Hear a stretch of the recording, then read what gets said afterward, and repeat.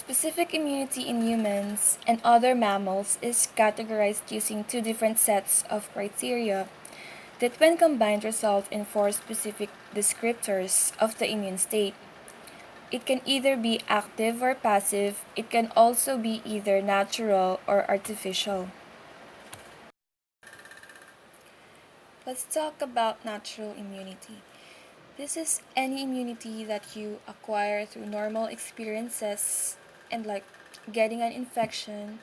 So you get sick and you get immunity towards whatever that virus caused, and you'll have natural immunity. Artificial immunity is the same sort of thing, but it's done by medical procedure, which would be obviously a vaccine. Now, you can also have active immunity, which is where you actually create your own memory to a pathogen. And what characterizes this active immunity is one, it creates memory. It requires several days to develop, and it lasts for a relatively long time. And this active immunity can be natural or artificial, meaning you can either get infected or you can get a vaccination. Natural, for example, is after recovering from an infectious disease, a person will generally be actively resistant to reinfection for a period that varies according to the disease. Examples are childhood viral infections such as measles or mumps. This natural active stimulus provides nearly lifelong immunity. Artificial is when vaccination exposes a person to a specially prepared microbial stimulus, which then triggers the immune system to produce antibodies and lymphocytes to protect the person upon future exposure to that microbe. As with natural active immunity, the degree and length of protection vary. Another one is passive immunity. This is when you receive an antibody from another human or animal. This can either be natural or artificial. So, natural passive immunity occurs as a result of the prenatal and postnatal mother child relationship. During fetal life, IgG antibodies circulating in the maternal bloodstream are transported across the placenta. So, it provides the infant protection for the first few critical months outside the womb. Another source of natural passive immunity comes to the baby by the way of the mother's milk. The milk-borne antibodies provide a special type of intestinal protection. You can get artificial passive immunity from another human, meaning if you could donate plasma, they can take the antibodies out of it. They call them immunoglobulins. So they take them out and inject them to another person or take them from an animal, and that would be artificial passive immunity. So it's characterized by lack of memory for the original antigen because we're not exposed to it, lack of antibody production against the disease for the same reason, but we get an immediate onset of protection. The problem is its short term effectiveness because we are not producing them, so as soon as they're gone out of our system, we're no longer protected. Immunization, apparently, this began in China in the 6th century when they began to grind up scabs of smallpox and blow them with a straw into the nostrils of vulnerable family members. In the 10th century, they started doing this thing called variolation, wherein they deliberate inoculation of dried pus from smallpox pustules of one patient into the arm of a healthy person. Unfortunately, many people died, so it's not working very well. So in 1796, Edward Jenner, a British doctor, noticed a dairymaid who had been infected by cowpox and was immune to smallpox. He tested his theory by injecting a young boy with material from human cowpox lesions. exposed him to smallpox and he did not get infected. So, vaccination is any immunity obtained by inoculation with selected antigens. It was termed after a Latin word, vacca, meaning cow, and the use of this vaccine was first regarded with skepticism but later adopted when it was proven successful. Passive immunization was first done by the transfusion of horse serum containing antitoxins to prevent tetanus and treat diphtheria. Anti-sera from animals has now been replaced with human products or genetically engineered products. There's gamma globulin, also known as immune serum globulin. It contains immunoglobulins extracted from the pooled blood of human donors.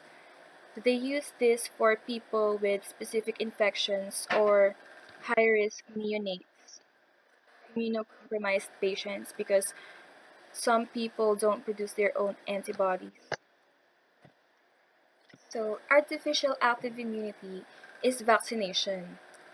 Basically, the whole point of it is to stimulate the primary response and a memory response. In other words, your body creating antibodies but without getting the infection. So, it primes the immune system so we produce the antibodies. So, the next time we get exposed to this naturally, we don't actually get sick. Vaccines have profoundly reduced the prevalence and impact of many infectious diseases that were once common and deadly. How are these things prepared? An effective vaccine needs to protect us against the natural pathogen. It needs to have a low level of side effects and not cause harm. It has to stimulate both B cell and T cell responses, and it needs to be long lasting. It means that it produces memory. And the best ones don't require multiple doses or boosters. And of course, they need to be inexpensive, they need to have long shelf life, and be easy to administer. A vaccine can either be whole cell or whole virus. This will be called live attenuated cells or viruses. Attenuated means mostly dead.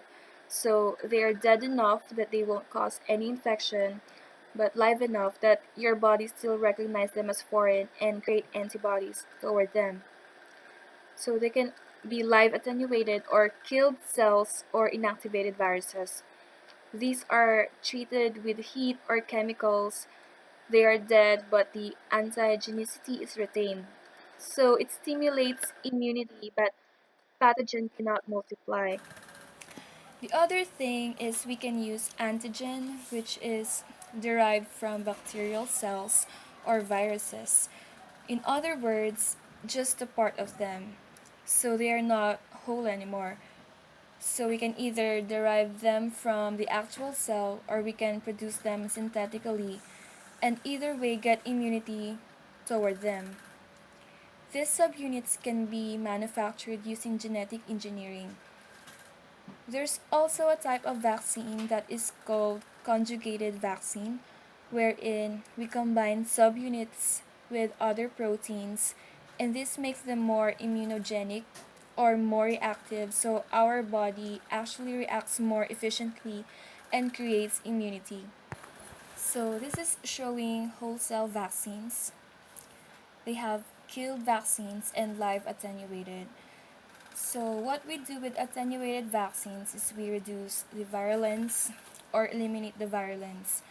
They are still alive with same antigenicity, and when administered vaccine microbes can multiply and boost immune stimulation. So subunit vaccines, just use the pieces of them, right? One thing that's mentioned here is a special type of vaccine called toxoid, which consists of exotoxin, and it's purified from bacteria and denatured chemically by eliciting the production of antitoxins. that can neutralize the natural toxin. Toxoid vaccines provide protection against diseases. Dozens of bacterial, viral, protozoan, and fungal diseases remain without a functional vaccine.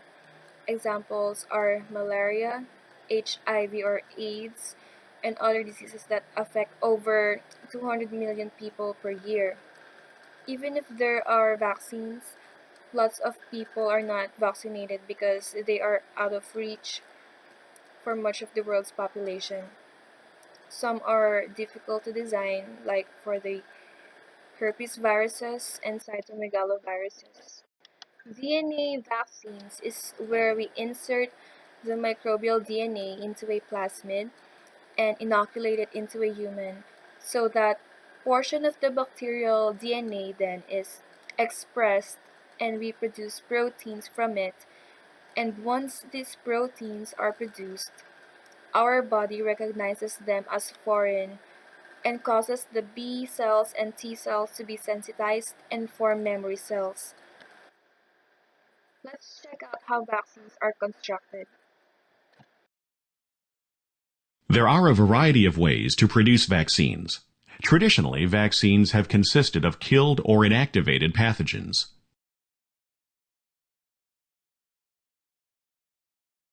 A second traditional approach is to use an attenuated strain of the pathogen. During attenuation, the pathogen loses its virulence, but retains many of its antigens and is therefore able to elicit an immune response.